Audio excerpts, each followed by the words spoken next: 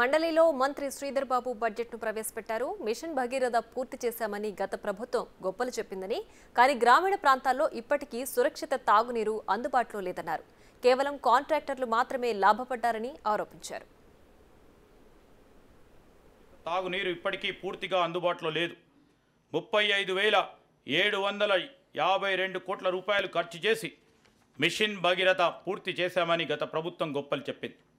వాస్తవానికి ఇన్ని వేలు కోట్లు ఖర్చు చేసినా ఈనాటికి రాష్ట్రంలో సురక్షిత మంచినీరు లేని గ్రామాలు ఎన్నో ఉన్నాయి.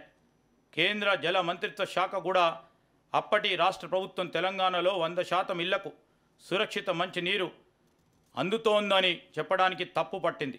ఈ విషయంలో అప్పటి రాష్ట్ర ప్రభుత్వం తప్పుడు నివేదికలు ఇవ్వడం వలన కేంద్ర జల మంత్రిత్వ శాఖ మన రాష్ట్రానికి హక్కుగా రావాల్సిన నిధులు కూడా ఇవ్వలేదు. స్థానికంగా ఉన్న నీటి వనరులను వాడుకోవడం కాకుండా సుదూర ప్రాంతాల నుంచి పైప్ లైన్ల ద్వారా తాగునీరు అందించే ప్రయత్నం చేయడం వలన ఖర్చు ఎన్నో రెట్లు పెరిగినా చివరకు సమస్యలు తలెత్తుతున్నాయి. స్థానిక నీటి వనరులను నిర్లక్ష్యం చేసి ఎక్కడి నుంచో నీరు తేవడం అనే ప్రయాస కూడుకున్న పని. కేవలం కాంట్రాక్టర్లు మాత్రమే ఈ కార్యక్రమం ద్వారా లాభపడ్డారు. ఈ కారణంగా గ్రామీణ పేదలు సురక్షిత మంచినీటి కోసం ఇబ్బంది పడుతూనే ఉన్నారు. తక్షణమే మిషన్ భగీరథ లోపాలను సవరించాల్సి ఉంది. హైదరాబాద్ అభివృద్ధి ద్వారా సృష్టించబడ్డ సంపద ఏ కొందరు అధికారులు లేదా నాయకుల స్వార్థం కోసం కాదు. అది యావత్ ప్రజలందరిది చెందాలంటే మా లక్ష్యం, మా మార్గం. అందుకే పాలన పరంగా అన్ని సంస్థలను, వ్యవస్థలను ప్రక్షాళన చేస్తున్నాం. మూసీ ప్రక్షాళనతో పాటు మూసీ పరివాహక ప్రాంతం ఉపాధి కల్పన జోన్గా మార్చే కార్యాచరణ మొదలుపెట్టాం. మూసీ అంటే ముక్కు మూసుకోవాల్సిన పరిస్థితి నుండి దాన్ని పునర్జీవనం చేయడానికి వడివడిగా అడుగులు వేస్తున్నాం. మూసీ రివర్ ఫ్రంట్ని అభివృద్ధి పరిచేందుకు ఈ కార్యక్రమాన్ని చేపడతాం. దీనిలో భాగంగానే పాదచార్ల జోనులు, పీపుల్స్ ప్లాజాలు, పాత నగరంలోని హెరిటేజ్ జోన్లు, హాకర్ జోన్లను, చిల్డ్రన్ థీమ్ పార్కులు, ఎంటర్టైన్మెంట్ జోన్లు అభివృద్ధి చేస్తాం.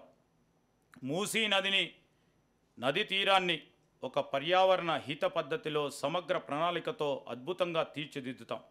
మూసీ నదిని తీర్చిదిద్దుతాం. దీనికోసం 1000 కోట్ల రూపాయలు ఈ బడ్జెట్లో ప్రతిపాదిస్తున్నాం. తెలంగాణలో అభివృద్ధి వికేంద్రీకరణకు ప్రభుత్వం కట్టుబడి ఉంది. హైదరాబాద్ కేంద్రంగా రాష్ట్రాన్ని 3 జోన్లుగా ప్రభుత్వం భావిస్తుంది.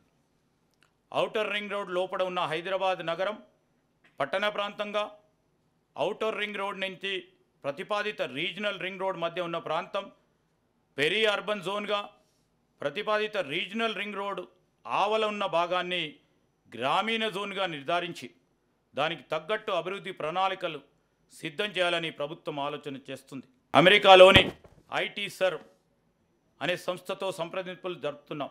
దీనివల్ల తెలంగాణ రాష్ట్రం ఐటీ రంగంలోనే తిరుగులేని శక్తిగా మారుతుంది అనడంలో సందేహం లేదు. దేశంలో అత్యంత పటిష్టమైన ఫైబర్ నెట్వర్క్ కనెక్షన్ ఉండే రాష్ట్రంగా తెలంగాణని తీర్చిదిద్దుతాం. ఈ బడ్జెట్లో ఐటీ శాఖకి 774 కోట్ల రూపాయలను ప్రతిపాదిస్తున్నాం. పుర ప్రాంతాలను సమగ్రంగా అభివృద్ధి చేయడానికి పూర్తి స్థాయిలో ప్రణాళికలు కూడా సిద్ధం చేస్తున్నామని తెలియజేస్తున్నాం. రాష్ట్ర ఆర్థిక సంఘ సిఫార్సుల మేరకు పట్టణ ప్రాంత అభివృద్ధికి నిధులు విడుదల చేస్తాం.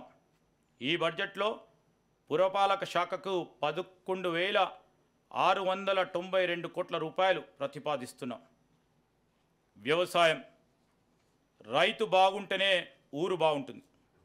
వ్యవసాయం లాభసాటిగా ఉంటేనే రాష్ట్రం యొక్క ఆర్థిక పరిస్థితి మెరుగుపడుతుంది.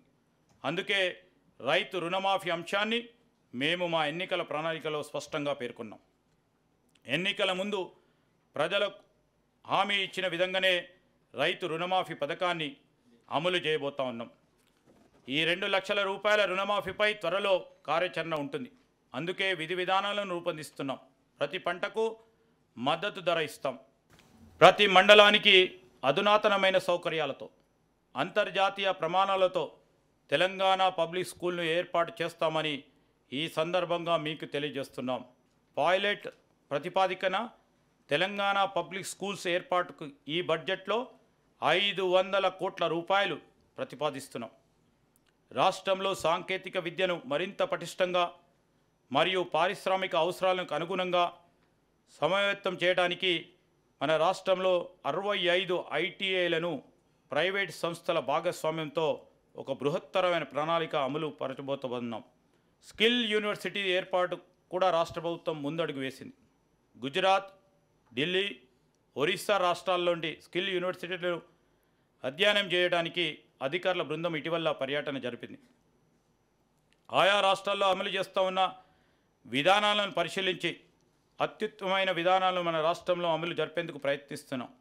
ఉస్మానియా విశ్వవిద్యాలయం మొదలుకొని రాష్ట్రంలో ఉన్న అన్ని విశ్వవిద్యాలయాల్లో ఉన్నత విద్యను ప్రోత్సహించడానికి మౌలిక సదుపాయాల కల్పనకు 500 కోట్ల రూపాయలు ప్రతిపాదిస్తున్నాం. విద్యారంగానికి ఈ బడ్జెట్లో 21,389 కోట్ల రూపాయలు ప్రతిపాదిస్తున్నాం.